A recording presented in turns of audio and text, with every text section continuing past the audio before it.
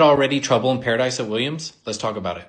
Through the first 5 rounds of the season, Carlos Sainz and Alex Albon have seemed to be an ideal pairing.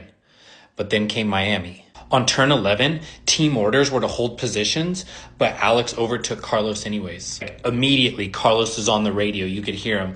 "That's not how I race." Just super upset. Carlos ended up saying that he just felt super stupid because if you're being told to hold and think that you're playing a team game just to get overtaken, like in Jeddah too, then he feels powerless for playing the good guy. So I totally get the frustration.